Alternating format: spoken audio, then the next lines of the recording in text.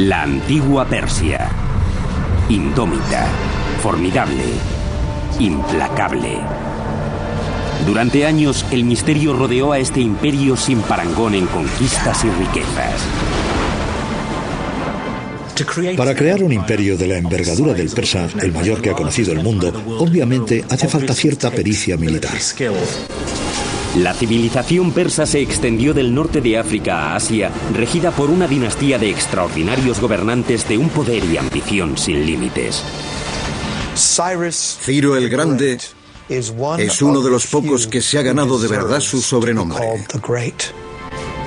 El imperio persa nos ha legado algunas de las proezas de la ingeniería más asombrosas de la historia.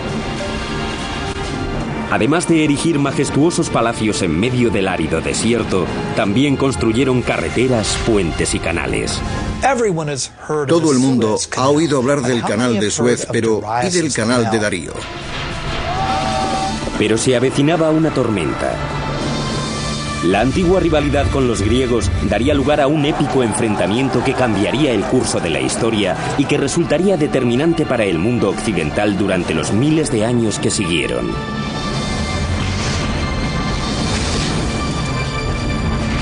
La construcción de un imperio, los persas. Corría el año 330 a.C. cuando un joven rey macedonio venció a los persas y condujo a su ejército invasor hasta Persépolis, la espectacular capital del imperio. Aquel rey no era otro que Alejandro Magno, un ferviente admirador de los grandes gobernantes persas. A la caída de la tarde, la celebración de la victoria griega degeneró en una algarada de borrachos. Con el alba, Persépolis, la joya del imperio persa, veía cómo los palacios que le habían dado fama en todo el mundo conocido ardían hasta los cimientos. 2500 años después de aquello, estas inmensas torres se yerguen como testamento de las imponentes alturas que llegó a alcanzar este imperio, ahora olvidado. Para mí, Persia es sinónimo de lujo, delicados tapices y bellas alfombras. Bueno, y de Otis, mi gato persa. Pero también pienso en el legendario rey Ciro el Grande, cuya extremada tolerancia religiosa y cultural le llevó a liberar a los judíos de Babilonia para que volvieran a Israel. Hola, soy Peter Weller. Bienvenidos al Imperio Persa. Alrededor de 4000 años antes de Cristo, dos tribus nómadas se empezaron a asentar en una fértil pero abrasadora meseta iraní. Al norte estaban los medos y al sur los persas. Debido al carácter nómada de estas tribus, se interesaron más por la supervivencia que por la conquista. Al abandonar sus costumbres trashumantes, tuvieron que aprender a cultivar esta rica meseta de Irán, pero para ello necesitaban una fuente de agua. Los primeros persas podrían haber sido pasto de la historia de no haber descubierto una fuente de agua, y algo igual de importante, un medio para canalizarla hasta sus cultivos y asentamientos. Lo asombroso de este logro de la ingeniería es que no encontraron ese agua ni en ríos, ni en lagos, ni en el océano, sino en el sitio más improbable, en las rocas. Persia se levantó de la nada. Era un terreno muy escarpado y hostil que exigía inventiva y determinación. Hace 3000 años, los antiguos persas nómadas deambulaban por las adustas planicies iraníes. Para buscar agua había que cubrir largas distancias. Fueron los magi, los hechiceros de las tribus, mitad ingenieros, mitad geólogos, quienes idearon la manera de llevar el agua a los pueblos. Sin más utensilios que unos cinceles, estos hechiceros pusieron los pilares del imperio persa. Y lo hicieron mediante un revolucionario sistema de canales subterráneos de irrigación llamados kanats. Su funcionamiento se servía de la gravedad para aprovechar la topografía natural del terreno, que describía una pendiente continuada hasta la cordillera de Al-Borz, en dirección al Golfo Pérsico. Desde la superficie se introducían ejes verticales a partir de los cuales se excavaban túneles horizontales de poca longitud. Alrededor de 1 kilómetro colina arriba se volvía a construir otro eje y así el canal iba avanzando. Podía estar a 20, 30 o 40 kilómetros de distancia, así que requería mucha pericia dar con el lugar de la pendiente en el que el canal conectaba con el acuífero, o incluso las filtraciones del agua subterránea en lo alto de la montaña. El ángulo de las colinas era esencial. una unidad en vertical por cada 100 unidades en horizontal. No podía ser muy empinada porque la base del canal se erosionaría. Pero claro, tampoco tan horizontal como para que el agua no llegara a su destino. 2000 años antes de los legendarios acueductos romanos, los persas ya canalizaban enormes cantidades de agua a grandes distancias en condiciones de gran sequedad sin apenas pérdidas por escapes o por la evaporación. El agua significaba comida, pero la tecnología para localizar agua y trasladarla era como una zanahoria que los persas les habían puesto delante a sus vecinos. En el año 700 a.C., todas las tribus se guiaban por una figura legendaria llamada Aquemenes, el fundador de una gloriosa dinastía, una dinastía que prosperó gracias a un hombre al que me hubiera gustado conocer, Ciro el Grande.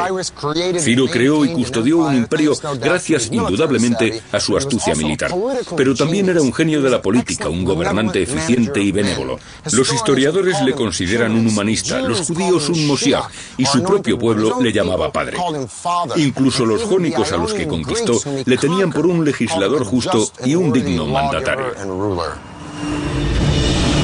Ciro el Grande llegó al poder en el año 559 a.C. Era el principio de la dinastía aqueménida. Su reinado cambiaría para siempre el curso de la historia y redefiniría la arquitectura como tal. Si uno piensa en los personajes de la historia que más han influido en nuestro mundo, Ciro el Grande es uno de los pocos que merece entrar en esa categoría. Es uno de los pocos que merece ser llamado el Grande. El imperio que Ciro regía fue el mayor que habían contemplado los antiguos. Puede que el mayor de toda la historia.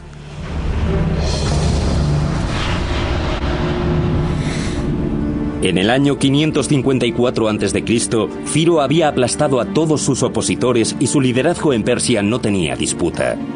Era el momento de conquistar el mundo. Si pretendía levantar un imperio, necesitaría una capital que estuviera a la altura de su importancia política.